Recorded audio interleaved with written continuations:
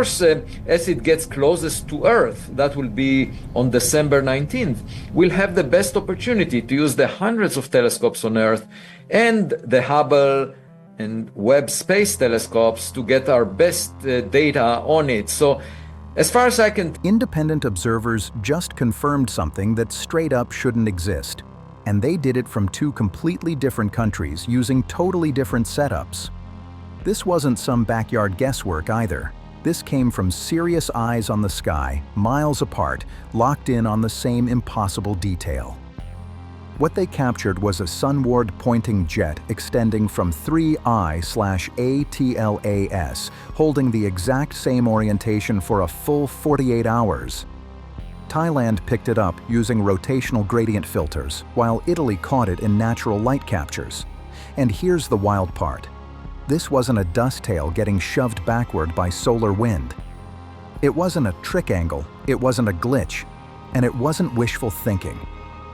This was a tight, narrow plume aimed straight at the sun, showing up across multiple sessions, multiple processing methods, and multiple telescopes. Between December 7th and December 9th, that structure didn't fade or drift. It got brighter and longer while staying locked on the same axis. No wobble, no curve, no breakup, no excuses. Solar pressure pushes material away from the sun at insane speeds.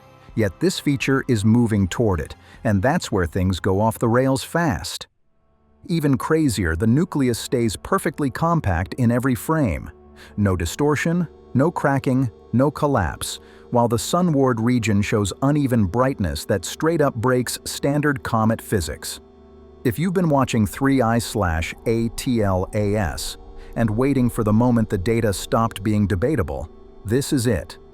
So yeah, two independent observers on opposite sides of the planet just documented can't be brushed off anymore.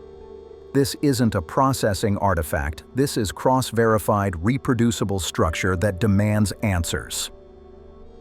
Let's start with Thailand's MPC Observatory, because their December 7th and December 9th comparison shuts the door on denial. On December 7th, the Larsen-Sekanina rotational gradient filter showed a small, tight sunward feature, faint and almost hesitant. The jet barely pushed past the nucleus, and the secondary structure on the opposite side was barely there. You could have tried calling it noise if you were reaching. But then, December 9th hit. Same observatory, same gear, same processing. And that structure didn't just grow, it exploded. Not disappeared, not scrambled, amplified. The sunward plume didn't weaken at all, it stretched farther, got sharper, and clearly split into two distinct components. The main jet pushed out nearly twice the distance from the nucleus, while the counterfeature powered up right alongside it. The whole setup opened into a clean V-shape that's impossible to ignore, and that 48-hour comparison proves something serious is happening. First off, the direction never changed. The axis lined up perfectly on both nights, locked in place like it was pinned there. If this were random noise or a processing glitch, the angle would have flipped or scattered between sessions. Instead, the feature stayed glued to the same sunward axis and only got stronger. That alone wipes out the artifact excuse. The brightness didn't fade, it increased. That means we're looking at a real physical source growing more active, not some image breakdown or atmospheric mess. The plume length doubled straight up. That's not perspective shifting or Earth moving around. That's material being actively pushed along a controlled path. The symmetry even cleaned up, with both sides becoming clearly visible. Now we're talking primary plume and counterjet, suggesting bipolar outflow along a stable axis. And this is where standard comet models start sweating. These kinds of features aren't supposed to stay put. Dust fans twist as the nucleus spins. Gas jets wobble as vents rotate in and out of sunlight. Viewing angles change constantly as Earth and the comet move. But this structure, it holds its line like a fixed engine. 2 nights, 2 images, same direction, stronger signal. No drift, no rotation, no excuses. Now let's get into what Thailand's triple panel analysis exposed, because this is where natural explanations start falling apart fast. They processed the exact same December 9th data 3 different ways: standard grayscale, inverted contrast, and color-enhanced mapping. And each version pulled back another layer of the mystery. In standard grayscale, the nucleus shows up as a tight, focused point. No distortion, no breakup, no secondary peaks at all. If this was the only image you saw, 3I/ATLAS would look completely normal, just another comet cruising through space. But flip it to inverted grayscale, and that's when the hidden structure starts jumping out. This processing method is literally built to expose fragmentation, fan-outs, and anything irregular near the core, yet the nucleus stays ridiculously compact. No breakup signatures, no spreading haze, nothing that explains those strange Sunward features popping up in the gradient images. The core looks calm, controlled, untouched, and that alone raises eyebrows fast. Then comes the color-enhanced map, and this is where everything flips upside down. The outer halo lights up unevenly, stretching its brightness toward the sun, not away from it. That's backwards. In normal comets, the strongest intensity shows up in the anti-solar direction, where dust gets shoved by solar wind. Here, it's reversed. The sun-facing side is glowing harder, and that combo, tight core, quiet interior, directional outer brightening, is a massive red flag. If 3I/ATLAS were fragmenting, the nucleus would look messy in all 3 processing modes. If it were venting normally, the anti-solar tail would dominate the brightness map. If this was just noise, it wouldn't line up cleanly across 3 different enhancement methods. But none of that is happening. The core stays stubbornly stable. The halo is directional, but pointed the wrong way. And the color map confirms real energy is being fed into that Sunward region. Something is injecting momentum into that side of the coma, quietly and consistently, without disturbing the nucleus at all. That's not passive sublimation reacting to sunlight. That's active thrust. And now, here's where this gets locked in tight. Tony Scarmato in Italy captured 2 frames that independently confirm exactly what Thailand documented. Totally different location, different telescope, different optics, different filters, different processing style. Yet the same structure shows up. His raw natural light exposure shows faint forward brightening sitting sunward, matching Thailand's direction perfectly. No split, no chaotic breakout, no fragmentation halo, just a dense, stable core with a subtle forward glow. Then he ran a Larsen-Sekanina gradient filter, the same technique Thailand used, and the structure snapped into focus.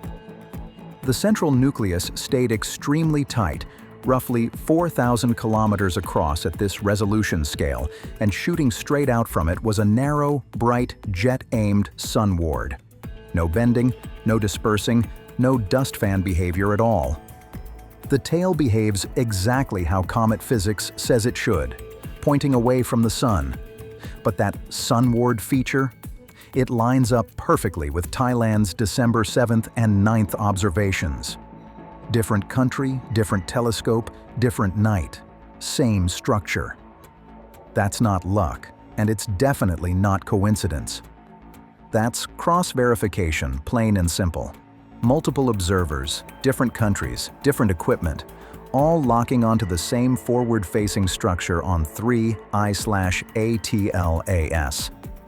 A feature that shouldn't be this stable, shouldn't be this bright, and definitely shouldn't be aiming straight at the sun. With this level of consistency, we need to be real about what's actually being seen here. First, stability. The axis stayed locked for over 48 hours across multiple observation sessions.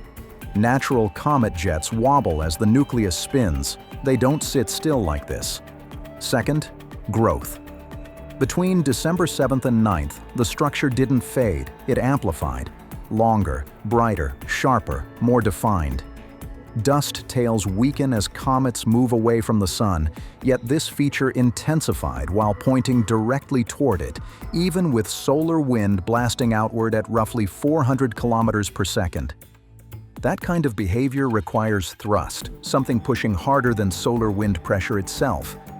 And this isn't a one-off capture. Independent observers in Thailand and Italy, using totally different methods, recorded the same structure.